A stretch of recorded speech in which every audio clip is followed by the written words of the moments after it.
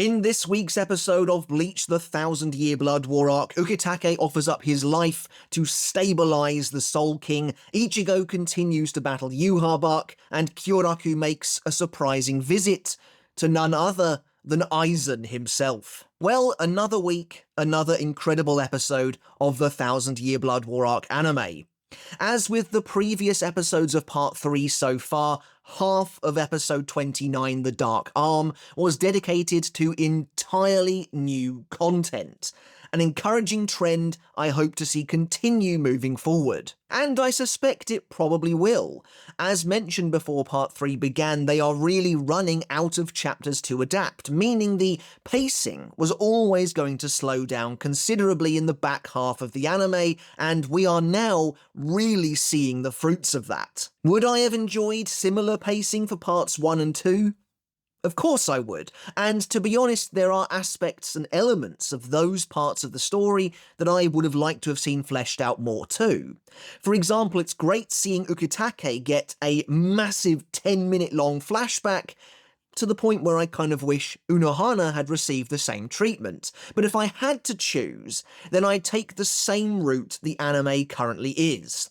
Ultimately, the second half of the 1000-Year Blood War arc is the side of the story that needed the most work. And the benefits of this approach are obvious right here, in even the smallest of ways.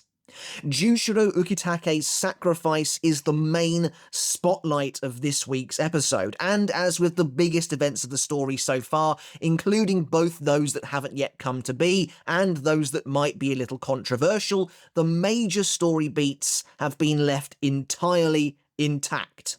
But this time given the additional detail and care they deserve. Ukitake's original death in the source material was never the most popular move, considering Ukitake himself had always felt very underutilized up until that moment, and for all intents and purposes, it is depicted in exactly the same way here in the anime.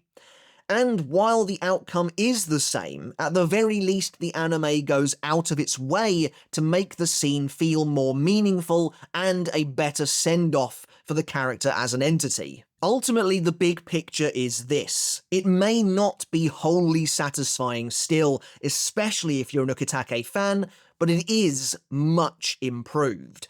And I think really that's all we can ask for. Anyway, there's a fair bit to cover this week. I don't think this review is going to be quite as long as last time, but I mean, who knows?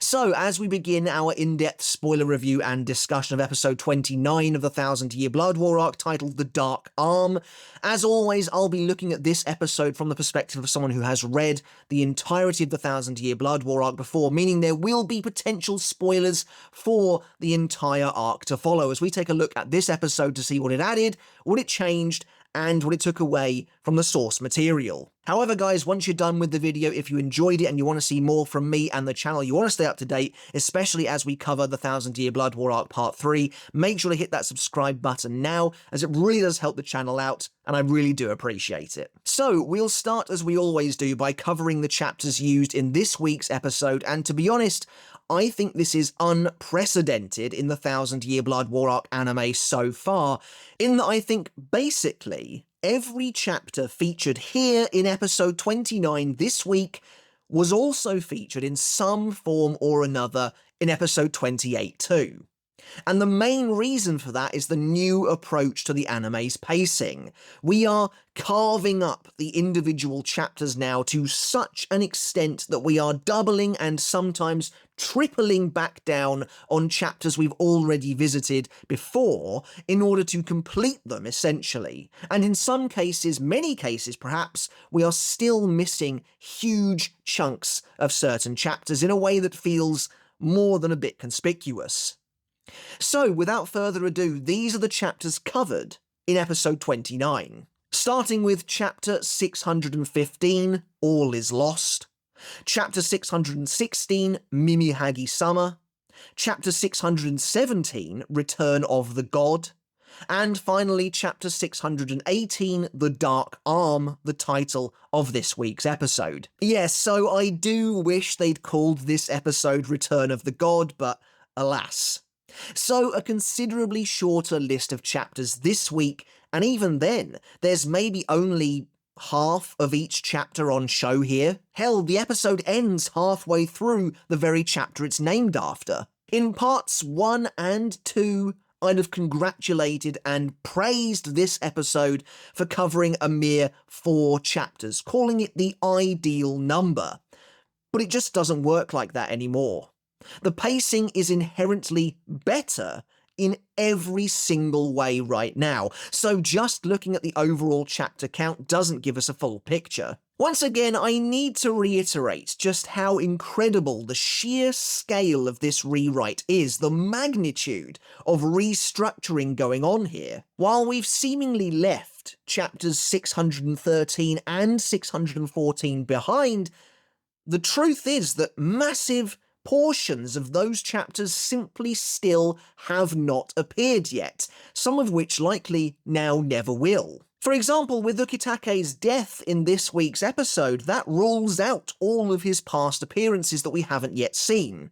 In chapter 613, Ukitake emerges from the medical room in the Shinigami stronghold, having worked with Isane and Hanataro to heal the wounded. And that includes Kenpachi, who also has a big scene here where he tries to leave in order to find Yachiru, but Kisuke locks him inside. Now, we know this scene is going to happen at some point. Kenpachi's tense confrontation with Nanao was shown in one of the earlier trailers, but everything related to Ukitake will obviously be gone. Meanwhile, Kenpachi hasn't even woken up yet, at least to our knowledge. And then there's chapter 614.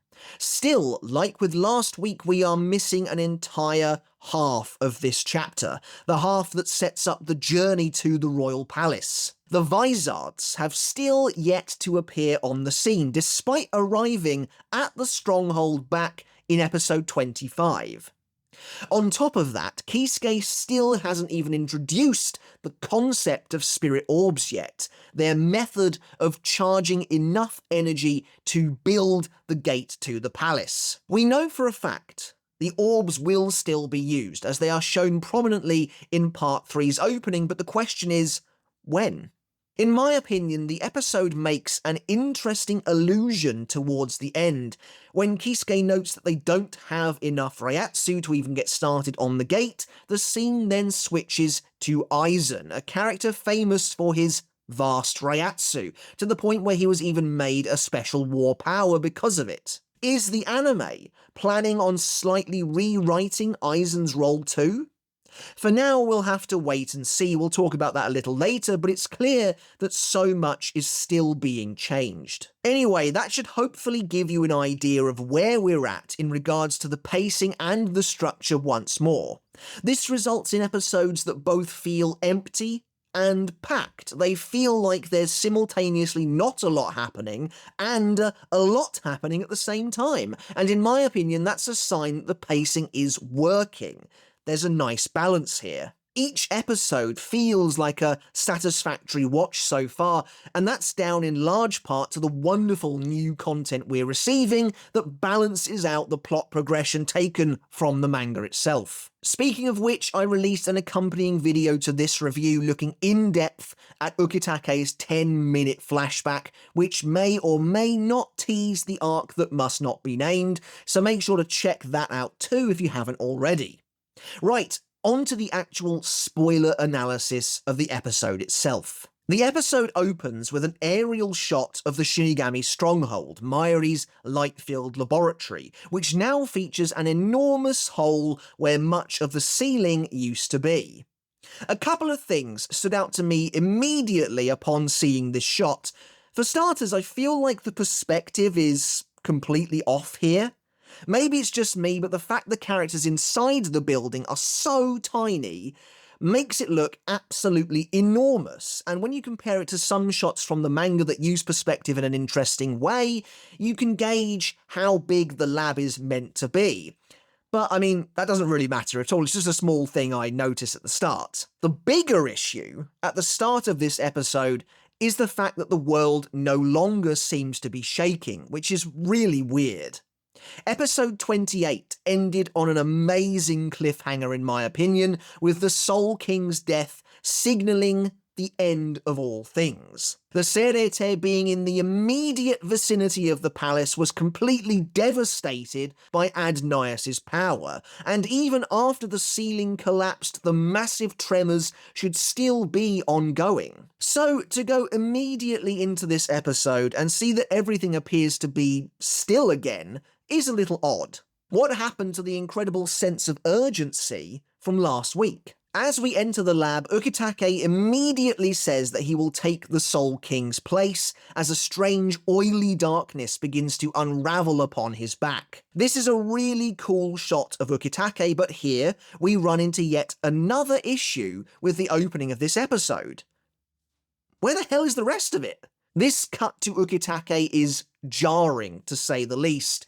There's been no build-up really to his involvement whatsoever, and the reason for that is the episode has cut out several small shots of Ukitake that occur prior to this. For example, the very final few panels of chapter 615 are missing here. They depict Renji cursing, wondering what they can possibly do now that Ryo is dead, as Ukitake ominously looks on, a shadow encroaching his face. It was an awesome cliffhanger to chapter 615, and then that is followed up by the immediate opening to chapter 616, which is also missing here. Ukitake takes a step forward, catching Kisuke's eye as the shadow begins to seep from his back. Again, these are only tiny points, but they do add up to this rushed feeling at the start here. I genuinely wondered if I'd accidentally skipped a minute or so at the beginning of the episode, but no, that's just how it is. Anyway, Ukitake walks onto the main platform from which Kisuke is now missing. As Ukitake removes his captain's Hayori and the top half of his Shihakusho, the bandages wrapped around his body begin to also unfurl, revealing a strange mass of shadow writhing underneath. Soifon, Kisuke and Shinji are shocked, while Kyone, Sentaro and Rukia look on with concern for their captain. As Ukitake draws Sogyo no Kotowari, he begins to chant the name of his patron, Mimihagi, asking it to open the power of its eye that it placed within his organs. This is handled slightly differently in the anime when compared to the source material. In the anime, Mimihagi remains restrained for much longer, whereas in the manga the gigantic shadowy black fist rises up into the sky almost immediately, its eye materializing in full straight away as its power begins to explode outwards. In the anime, Ukitake's chant transitions the episode into his new 10-minute long flashback, while in the original chapter, Ukitake's flashback is barely a page long, and only shows him as a very young child on the brink of death, about to be saved by Mimihagi itself. Interestingly, this means that we get essentially two entirely different versions of this sequence. We'll get to the anime one in a moment. First, let's take a look at how the original chapter depicts this ritual and what was cut from the episode. As the chapter quickly wraps up Ukitake's fleeting flashback, we return to the lab in the midst of Ukitake's ritual. Explaining to everyone around that he was stricken with a serious disease when he was 3, Ukitake reveals that this sickness is what caused his white hair, musing that some of the Shinigami there probably knew that already. Again, we can see Kenpachi right here in the manga, but in the anime he's still out cold, with Ukitake having presumably finished treating him in last week's episode. Ukitake continues, noting that he was supposed to die when he was 3, which in turn gives us one of the weirdest Shinji faces in the series. Ukitake then speaks directly to Kisuke, wondering if he's heard of Mimihagi at all. Kisuke says that he has, but only the name. Ukitake goes into greater detail, revealing that Mimihagi is a cycloptic god worshipped in East Rukongai's 76th district, Sakahone. So the name Sakahone, that of the original captain of the 13th Division, was in fact used in the original Chapter 2, which is a cool little detail. Ukitake goes on to explain the legend surrounding Mimihagi dictated that divine protection is brought to those who offer everything of themselves besides their eye. and this stipulation isn't mentioned in the anime version at all. As Ukitake declares that Mimihagi is supposedly the right arm of the Soul King that fell from heaven a long time ago, we see Mimihagi in its clearest form yet. The statue that is presumably found within the shrine, though we never get to see that in full here. Ukitake continues, noting that his parents were superstitious people, and after the doctor gave up on him, they took him to Mimihagi's shrine, offering up Ukitake's lungs in order to save him. Their prayers were answered. Ukitake lived and even became strong enough to serve the Gotei 13. All of this, plus an awful lot more, is technically depicted in the anime's new flashback, only we actually get to see the story that Ukitake lays out for us here in the manga come to life in the episode. These few pages of exposition from Ukitake are all missing from the episode, replaced wholly by the flashback, and to be honest here, I don't think we've lost much. The anime's means of expressing this exact same backstory is just much more effective, and does a lot more for Ukitake himself. Speaking of the flashback, this is where it begins in the anime, with Ukitake's chant as Mimihagi begins to slowly surge and unravel behind him. Again, I'm not going to go into this flashback in huge detail as I've dedicated an entire video to it, but let's just take a look at what's being shown here. As a young child, Ukitake was struck down with a deadly illness, and his parents took him to a shrine in the far-off outskirts of Rukongai, placing his body at the foot of a huge statue depicting the grotesque, one-eyed god Mimihagi. Here in the anime, this moment that was originally actually shown in the manga is massively expanded upon. Actually seeing the plight of Ukitake's parents is very emotional, and makes for a wonderful moment for the characters involved. We're actually able to feel something here, especially when Ukitake's mother apologises to him for his poor health, and he tries to wipe away her tears. In the original chapter, the tiny portion of flashback feels like little more than exposition. A nice addition, but hardly necessary in comparison. Ukitake meets Mimihagi itself in a strange dreamscape, the actual flesh manifestation of the right arm of the Soul King again, something we never actually saw in the manga, standing before him. One thing I didn't mention in my last video is that the arm is tiny. Considering Ukitake is only 3 years old at this point, the arm seems to have sized down to match his height, allowing Ukitake to take its tears. In doing so, Ukitake's life is saved, though his body can barely contain even this small portion of the Soul King's power. I wonder, can Mimihagi actually help anyone else after this, or is all of its strength now contained to Ukitake's form forever? Later, we see a teenage Ukitake walking through what appears to be a fairly affluent district of the Rukongai on his way to the Shinigami Academy. Intervening as a thug attempts to attack an old lady, Ukitake casually demonstrates his incredible physical power by apprehending the man in the nicest way possible before wishing him well and sending him on his way. Moving on through the years, we see Ukitake training in the academy under the gaze of Yamamoto, Unohana and Sasakibe, and his first meeting with Kyoraku, which then blossoms into a vibrant and everlasting friendship, the two of them spending much of their time in the next year of the academy together before Ukitake feels comfortable sharing with Kyoraku the shrine of Mimihagi. As the flashback skips ahead to a much more familiar time, Ukitake finds himself in the aftermath of Kayen's brutal death, a critical point during his tenure as captain. He explains to the Central 46 that no one is capable of replacing Kayen currently, and he will carry out his captain's duties alone if needs be. With the rain pouring, Ukitake and Kyoraku take a quiet moment together to mourn Kayen's passing, before the flashback takes us forwards once again to the presence of another tragedy, the death of Yamamoto.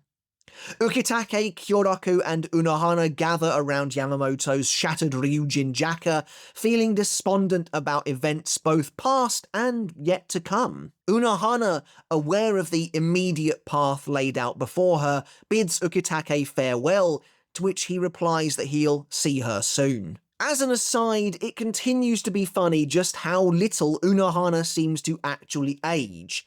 Yamamoto, Sasakibe, Kyoraku, and Ukitake all look completely different when overseeing Ukitake's training, yet she looks virtually identical then to when she says goodbye to the captain many years later. As the flashback draws to a close, we return to the laboratory in the present day once more. Again, I go into incredible detail regarding the flashback in my most recent video, where we take a frame-by-frame deep dive into the flashback itself in an attempt to uncover its secrets. Crucially, however, I want to express again how fantastic this flashback really was. It didn't advance the plot, because it didn't need to. Instead, it paid respect to a character who was often criminally underused in the series, and gave Ukitake at long last some time in the sun. Now, when the anime team teased more scenes for Ukitake, is this what people had in mind? Perhaps not. It would have been nice to see him do a little more in the present day as well, but as I said prior to Part 3 releasing, time was just too short. Ukitake's appearance in the arc is very self-contained, and to give him more to do would have required a serious additional rewrite. Certainly possible, but ultimately not carried out. Anyway, Ukitake continues his chant as Mimihagi rises up behind him, taking on a more recognisable form as its power ripples outwards. The jet black eye of Mimihagi laid upon the red background works very well, I think, to help create a sense of foreboding regarding this mysterious and potentially sinister deity. As Ukitake suddenly, violently coughs up blood, Rukia screams for him, but he barks at her to be quiet. Ukitake goes on to say that while Mimihagi originally resided only in his lungs, the ritual to spread Mimihagi's power to every organ in his body is called kamikake. And now, Ukitake's body belongs to Mimihagi and its shadowy form. As he says this, strange black markings crawl and etch across his bare chest, depicting multiple eerie eyes and clawed hands.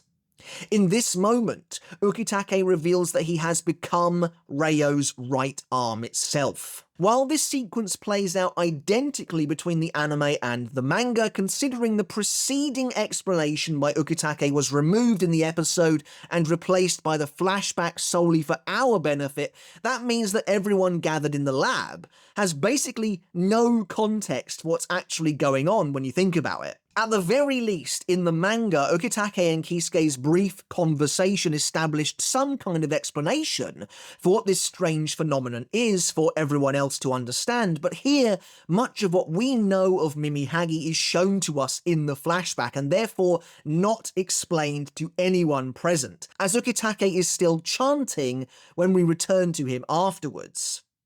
While showing and not telling is almost always superior in writing, it's just funny to me to think that Ukitake starts telling Rukia that Mimihagi is spreading to his organs without her first having any idea what Mimihagi really is. Anyway, with Ukitake's body now acting as a substitute, a vessel for the right arm, Rukia asks him if he activated kamikake in preparation for this very moment, to which Ukitake notes that yes, he's been thinking about this day since the time he discovered how he survived all those years ago. As a single droplet of blood splashes upon the white ground in front of him, Ukitake declares proudly that nothing would please him more than to sacrifice this life that he once thought lost for the Gotei 13. While again, this is essentially identical to how the sequence plays out in chapter 616, the anime was wise enough to not simply leave it there. Because in the original chapter,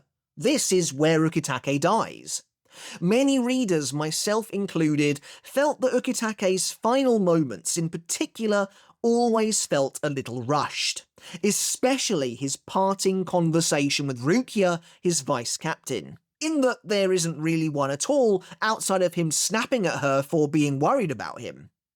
Now, while Ukitake and Rukia do share poignant history together, particularly where Kaien is concerned, the two of them simply don't appear on screen much together. To be honest, it's easy to forget that Ukitake is even Rukia's captain at all sometimes.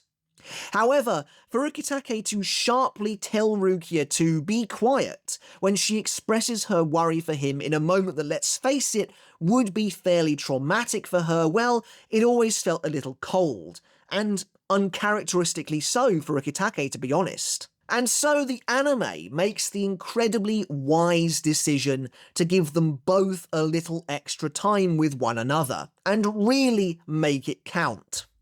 In a new scene, Rukia asks Ukitake what will become of Squad 13 if he dies. Faced with her captain's surprise but impending doom, to me this seems like a totally reasonable question to ask, and when you think about it, despite Ukitake's actions being ultimately selfless, completely so, it is also a little inconsiderate to spring this on your vice captain out of nowhere and expect her to pick up the pieces. And so, apparently in some recognition of that, Ukitake apologises to her with a small smile, admitting he's always making things hard for Rukia. In one final moment of appreciation for the character, Rukia thinks back both to some of the hardships that she and Ukitake suffered through, but also to some of his truest moments of strength. Unable to bear the reality that Ukitake might literally be about to die any second now, Rukia almost instinctively calls out to Ukitake one more time,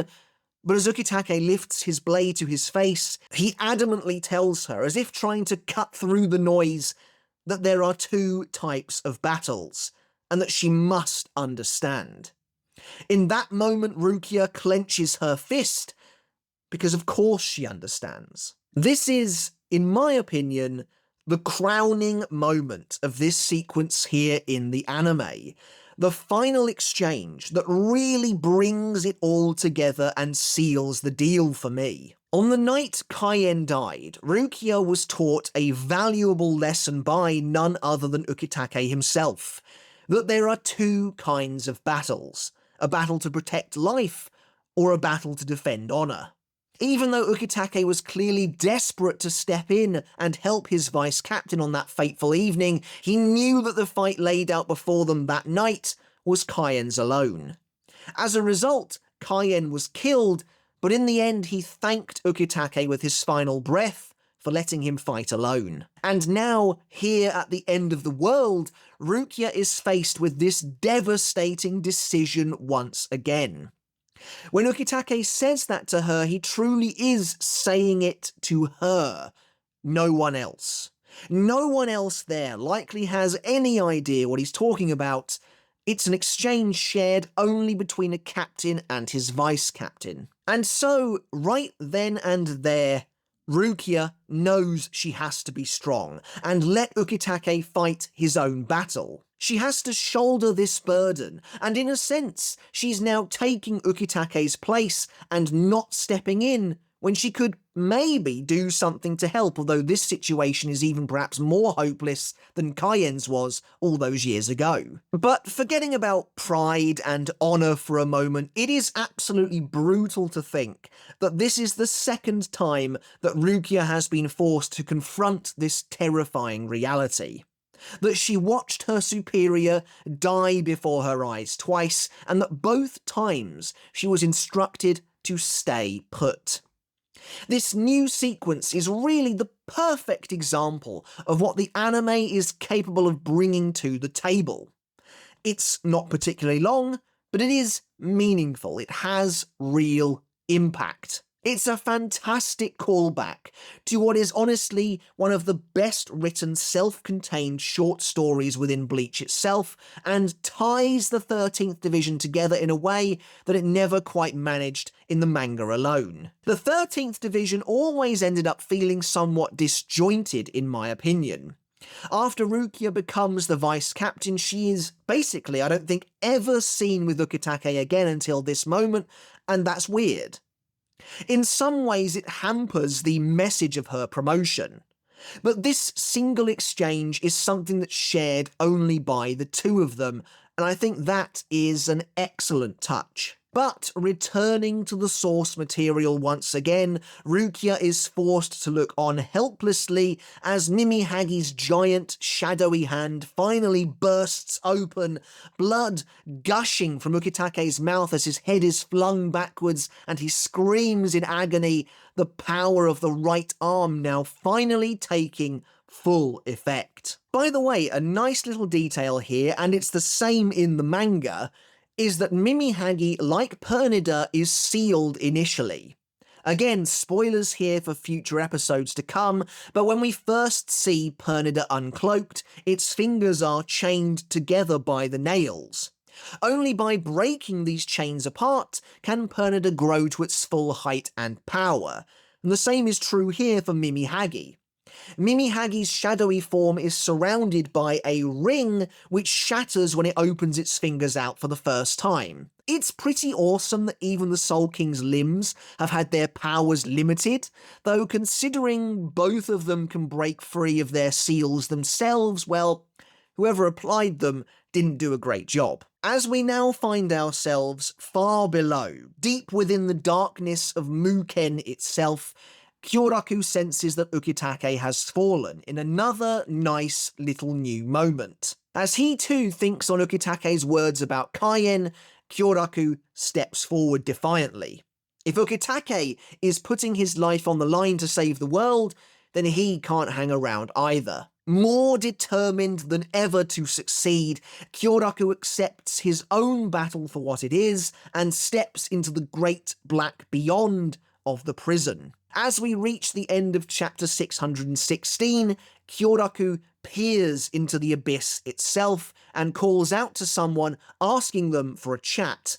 None other than Aizen Sosuke himself. The cliffhanger to chapter 616, as I mentioned in my live reaction, is one of my absolute favourites, and I'm glad to see it mostly intact here, especially after episode 27 seemingly showed Kyoraku approaching Aizen's crucifix, which was a little weird. They seem to have just retroactively done away with that idea, which, I mean, I'm all for. That being said, a small section of this cliffhanger has actually been cut from the episode, including a tiny bit of lore that I really quite liked.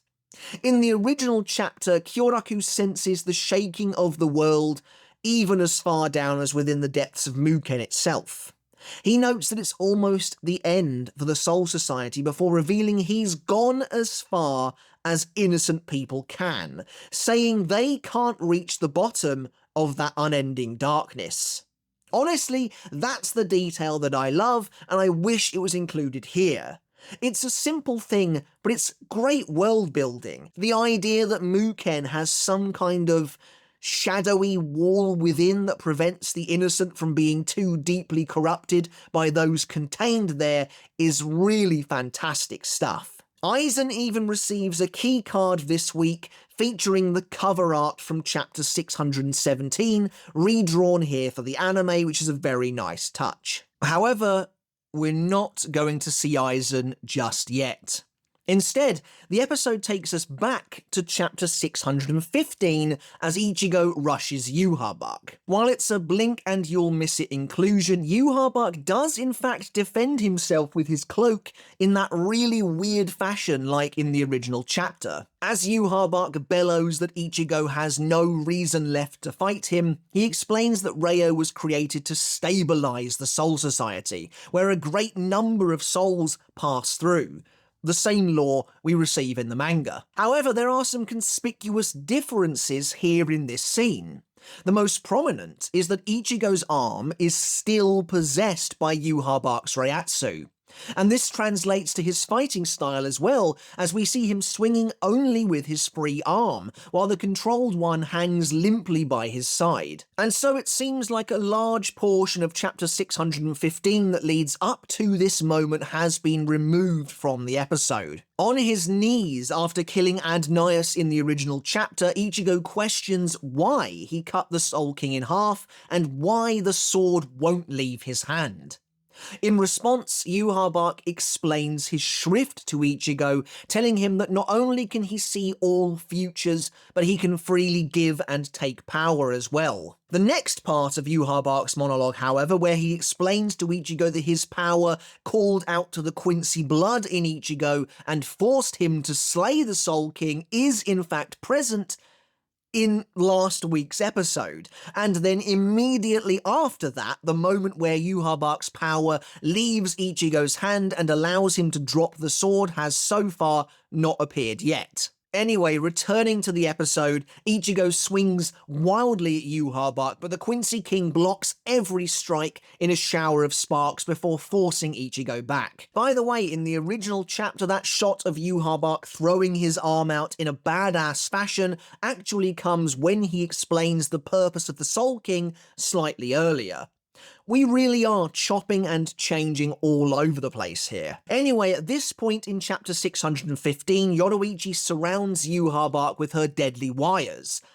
But that happened last week, so how are they going to fill that space now? Well, with another new sequence, of course. As Ichigo takes on Yhwach, Yoruichi tells Orihime to try and save the Soul King with her powers, while they distract the Quincy King. In a moment that's sure to be the subject of memes for the rest of time, Yoruichi calls upon Chad and Ganju to help her battle Yhwach, and the three of them rush down their foe. Yes, that's right. Chad and Ganju attempt to take on Yhwach of all characters in the story. Talk about being dropped into the deep end or what. Ganju is up first, leaping towards the Quincy King and activating Seppa, which is really cool since we haven't seen that move since the Soul Society arc, covering the battlefield in sand and obscuring Yhwach's vision. Admittedly, it is hilarious to think that Ganju is trying to obscure the vision of the guy that can see all, but hey, at least he's trying. With a smoke screen now thrown up around Yhwach, Chad bursts out of the dust and aims a massive punch at the enemy, activating Bravo Izquierda del Diablo at the Quincy King. Although Yhwach lifts his hand to block Chad's strike, Chad somehow bypasses the Almighty and the connecting punch obliterates Yhwach's arm, sending the shocked villain flying backwards across the battle. Oh wait, no, sorry, that's my own personal rewrite of the scene, whoops. Oh yeah, here we go. Chad throws his punch at Yhwach, but the Quincy King simply catches his fist, stopping him in his tracks. Look, we can joke around as much as we like, but the truth is that I am glad to see both Chad and Ganju actually getting involved, even if they don't stand a chance. It's still better than them standing around doing absolutely nothing for the entire confrontation. Yoruichi also leaps into action, appearing beside Yhwach and attempting to strike him with an electrified fist, using an ability called Ryoken. Now, my immediate thought was that this was a new Kido or something that we'd never seen before. However, as was pointed out by commenter Lily Selvern on my live reaction, Ryoken is actually the name of Yoruichi's rapid-fire punch technique that she used against Chrysalis Aizen back in the Fate Karakura Town arc. Now, that's a cool little detail, but I've got to be honest, the two attacks don't seem to look remotely similar to me, but still, the more you know. Using the commotion to her advantage, Orihime runs to the Soul King and activates her power, covering the king's bifurcated corpse in a warming orange shield. As Adnias' body is slowly pulled back together again, suddenly Orihime's Santen Keshun is shattered like glass. And this little sequence also occurs in chapter 615. Yhwach then blasts Yoruichi and Chad with a powerful blue flame, sending Yoruichi flying backwards. Chad, however, activates Bravo Derecha del Gigante and tanks the flames, driving his shield arm through the fire to reach Yhwach. But no, wait, I'm sorry. That's my rewrite once again. Oh, here we are. Chad goes flying backwards and, to rub salt in the wound, somehow crashes into Ganju as well. As Yhwach gloats that the Soul King can never be brought back to life, Rayo's crystal begins to darken, which is odd as I'm pretty sure it already did that last week. As the six-pack of the Soul King, Chad is able to sense that Ryo's power is fading and they need to do something fast. Meanwhile, back in the Serete, Ukitake screams as the darkness of Mimihagi that was originally flowing from his back now explodes from his face, emerging from his mouth, nose, and eyes, escaping from him entirely to continue flying upwards. This is a slightly reworked version of the opening of chapter 617, showing Mimihagi escaping Ukitake's mouth before consuming the top half of his body entirely in what was always some of that really cool trademark eldritch body horror that Kubo loves to draw so much. The darkness drips down Ukitake's torso, covering him in a shadowy black coating as the hand of Mimihagi rises ever higher, even breaking through the veil covering the Serete in order to reach the royal palace. Suddenly, Kisuke realizes the earthquakes have stopped. And yes, for the last minute or so, the episode did bring back the tremors in order to highlight this point.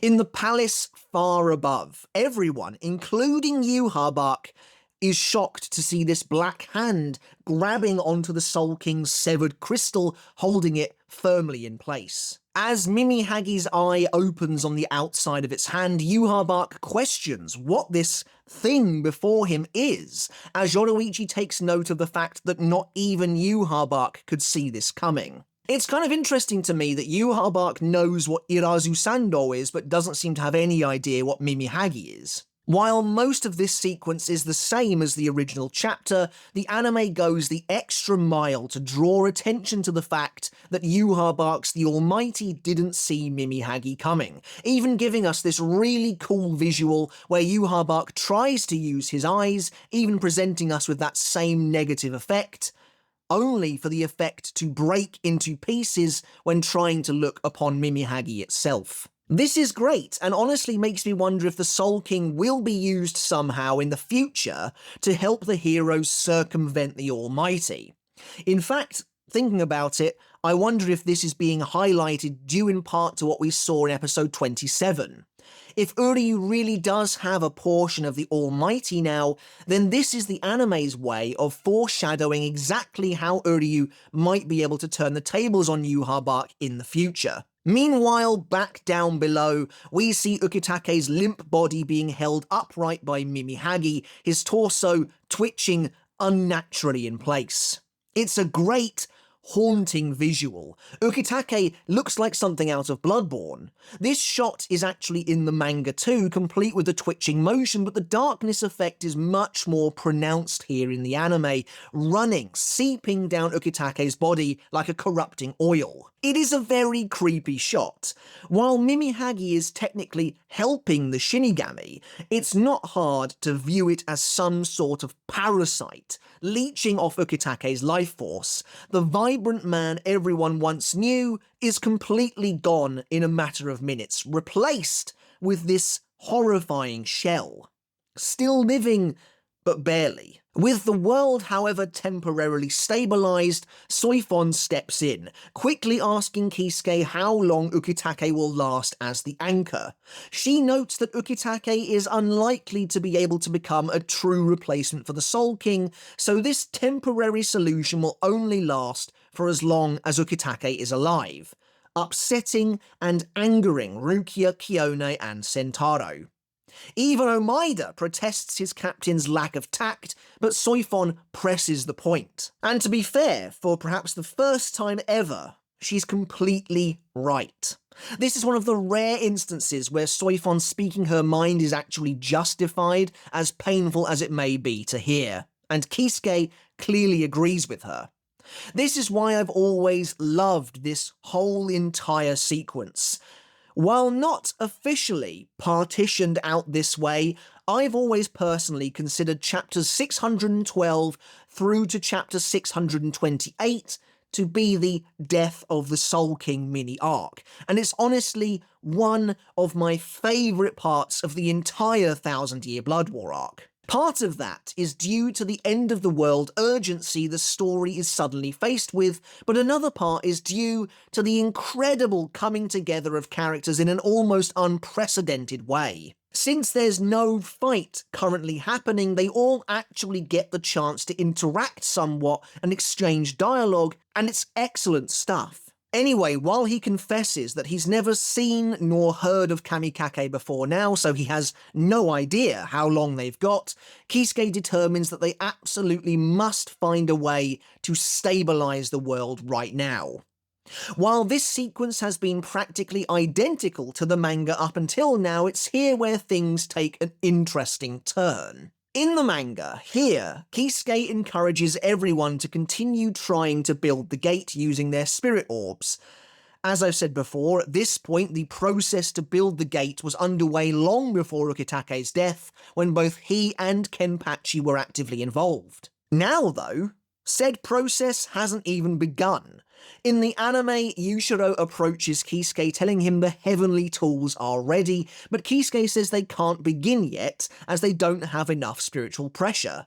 And as he says this, the episode transitions back to Muken and to Aizen. So yeah, as mentioned at the top of this review, I have a couple of thoughts about this. It definitely seems to me like the anime is hinting that Aizen will help the Shinigami build the gate to the royal palace. After all, who has more Reiatsu than him? Aizen was made a special war power purely thanks to his limitless well of power, so if they need someone to generate enough energy to make the gate, well, Aizen is the man for the job. However, in the manga, Aizen doesn't do that at all. In fact, he actively hampers the process, unleashing his strength in an attempt to shoot down the royal palace, disrupting the gate itself in the process. I wonder, then, if this whole notion of shooting down the palace might be removed from the anime. It was admittedly, while a cool moment, always a little odd, kind of came out of nowhere, and obviously never amounted to anything, so they might just try and have Aizen be a more active participant than before, perhaps. My other thought involves Kenpachi. It is oddly conspicuous that he hasn't emerged yet from the operations room, making me think the anime is saving him for a big moment. While not as vast as Aizen's Reiatsu, Kenpachi has a monstrous amount of power as well, and he could possibly help tip the scales during the Gotei 13's most desperate hour. Then there's the Vizard. To be honest, I think they might arrive and bring the spirit orbs with them perhaps, as well as the enormous vat of liquid energy. Either way, a huge chunk of chapter 617 is missing because everything has been restructured.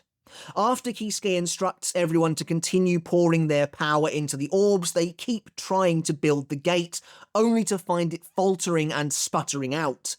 It turns out that Ukitake was keeping his frail body going all this time with raw Reryoku alone, meaning he had a truly colossal amount of power, and without him, they don't have enough strength to finish the gate. It's at this point that both the Vizard, who have already come and gone once before and have now returned in Shinigami Shihakusho, and Mayuri appear on the scene, lending their strength and Mayuri's Reiatsu amplifier to help complete the gate. But like I said, none of this has occurred at all yet. Anyway, dispersed throughout the remainder of chapter 617 are several scenes of Kyoraku preparing to meet Aizen. And really, this entire sequence is word for word identical in the anime. Kyoraku approaches Aizen's seals as they are spread out across the floor and retrieves a box holding an assortment of keys, one for each lock. As he places the first key into the seal binding Aizen's mouth, a purple light illuminates the darkness.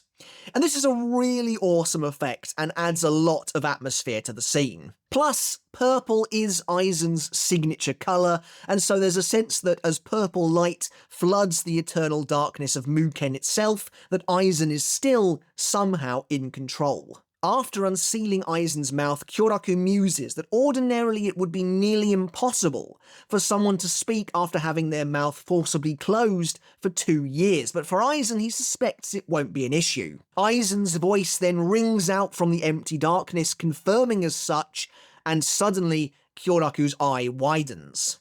Impossible. Someone is approaching him from the shadows themselves.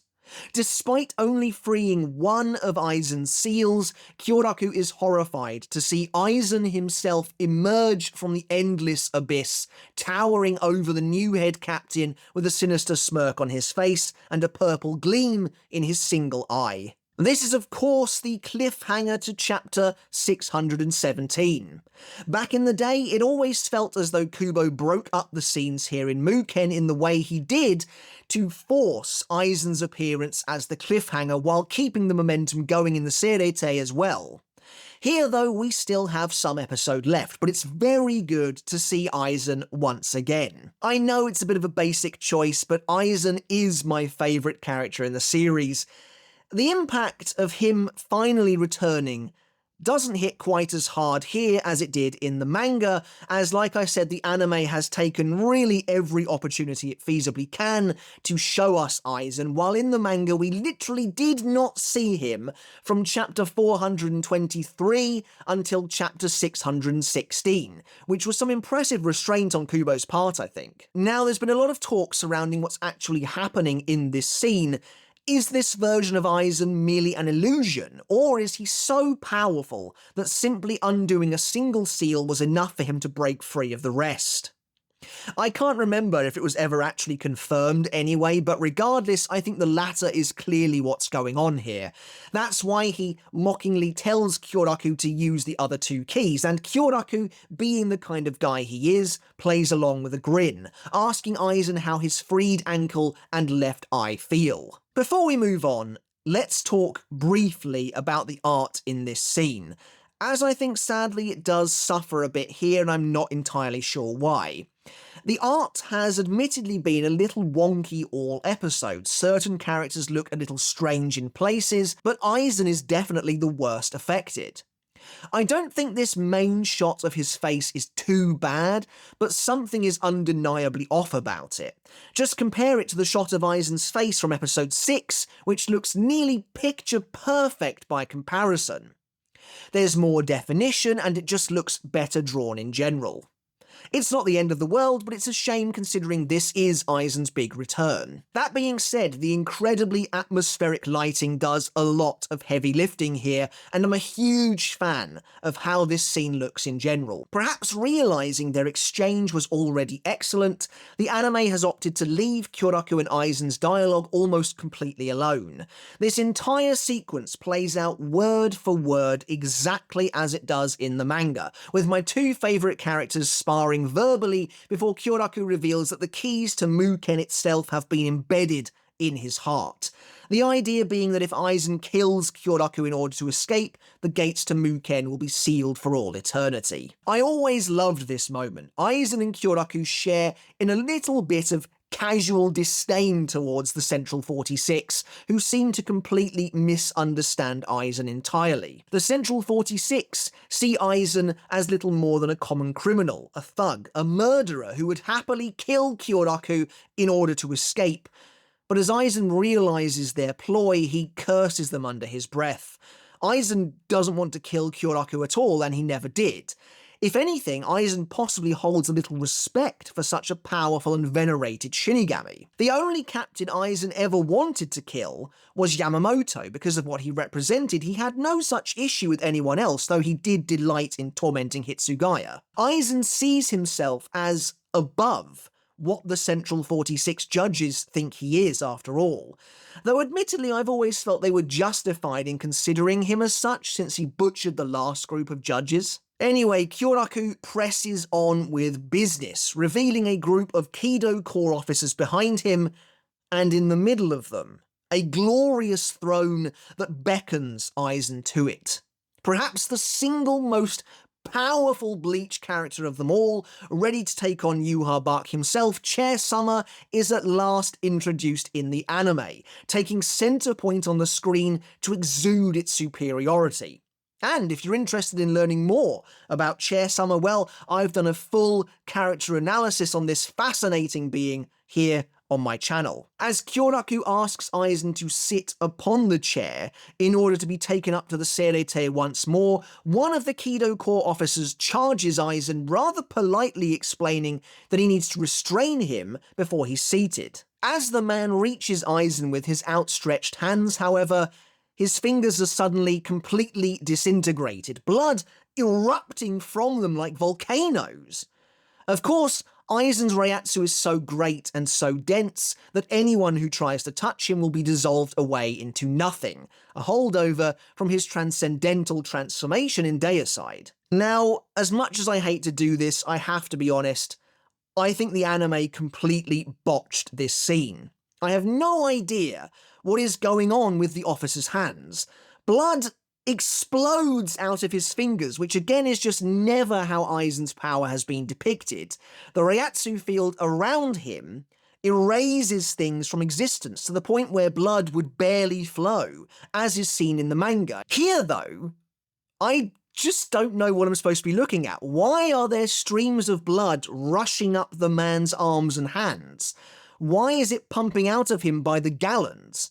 I have absolutely no clue, and I definitely think the manga version is superior. That being said, I like the new touch, perhaps the only new shot in this sequence, I think, that shows some of the blood flying towards Aizen's eye, only to be completely disintegrated the moment it touches his Reiatsu. And again, that's kind of weird, because the way the blood disappears is how it's meant to destroy things. Now, this does bring up some additional questions, though. If Aizen truly doesn't have any control over his power in this sense, then how does he wear clothes? How does he walk on the ground? How does he sit upon chair summer? How does he do anything ever again?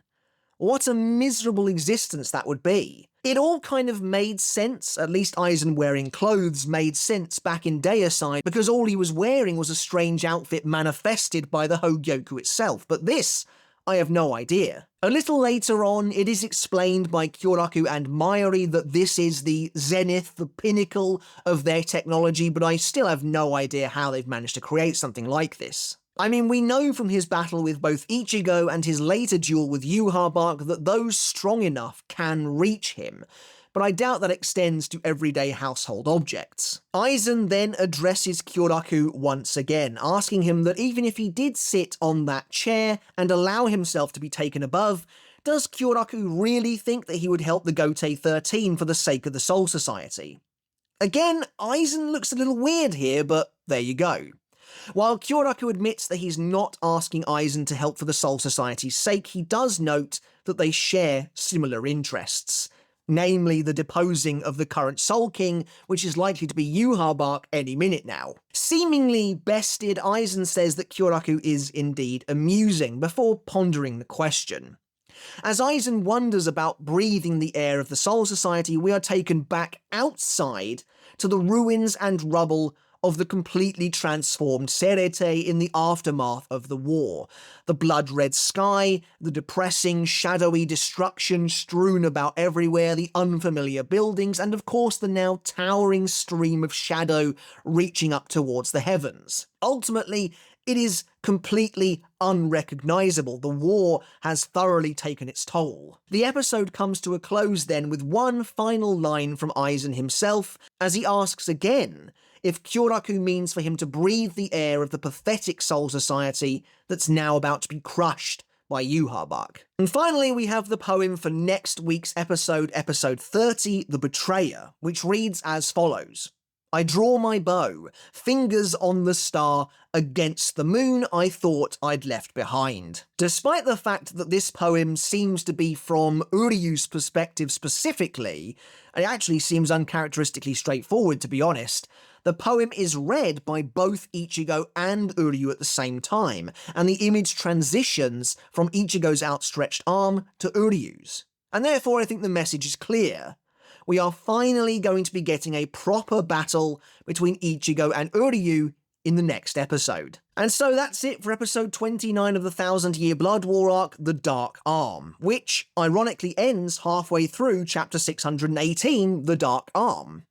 Aizen's final line is an interesting one. Is he feeling a desire to try and protect the Soul Society that without him has become this pitiful wreck? or is he truly disgusted by its weakness? Either way, we know that he does agree to be taken above, so we'll see soon enough what impact he'll have on the war to come. Once again, there's no need for the sternritter in memoriam this week, a stark change from Core 2, where a sternritter died in virtually every episode, and instead we'll move on to predictions for episode 30, The Betrayer. Again, predictions have become more difficult, but it definitely seems like we are finally going to get Ichigo versus Uryu at last. And I've been harping on about this since Core 2, but the anime has absolutely been building to an actual confrontation between these two former friends for some time now, so to see it actually play out in front of us should be a real treat. The remaining question I have is this: how hard will they commit? Uryu killing Senjumaru is one thing, but how will he respond when facing Ichigo himself, or Orihime for that matter? This is likely to be a big test for Uryu, and I can't wait. Will he show his Volsten dish once again, and if so, will it be closer to looking more complete this time? Outside of that, it's likely the Schutzstaffel will make their return in the next episode too. In the manga, Pernida appears to attack Yoruichi while the others follow quickly behind. Will Chad get another chance to demonstrate his power? I do wonder just how far the anime is willing to go in regards to giving Chad things to do. At what point does it stop being a meme and does it start being serious business? I also have to wonder if next week is when sequences from past episodes will start being included, such as the arrival of the Vizard, Kenpachi, and the Spirit Orbs. Thinking about where the episode could end, I was originally thinking it might end with Aizen's arrival in the Seirete, which I believe is chapter 621's cliffhanger. But the episodes are doubling back so much right now thanks to all the new content that I'm not sure that will happen now until the week after. One thing we do know is that episode 6 is titled The Holy Newborn, but all that means is that chapter 626 likely appears at some point in that episode. For all we know, it could be right at the end. Alright everyone, but that's it for my full spoiler review and discussion of the 1000 Year Blood War Arc episode 29 titled The Dark Arm.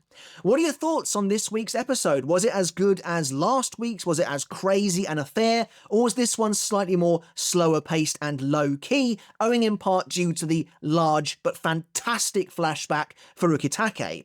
Did I miss anything in this review? I would love to hear all of your thoughts and feelings regarding the episode down in the comments below. And as always, I want to end the video by saying a massive thank you and giving a huge shout out to my wonderful supporters over on Patreon, without whom I simply wouldn't be able to keep doing this. If you too like what I do here over on YouTube and you also want to support me that extra step further, then thank you so very much. By supporting me at the $1 tier a month, you can get your name in the credits of every single video just like this, and at the $2 tier or higher, you can get every single video I release absolutely free of baked-in YouTube ads. Alright everyone, thank you again so very much for watching. I hope you enjoyed the video, I hope you took something of value away from it as well, and until next time I'll catch you later, and I'll see you then.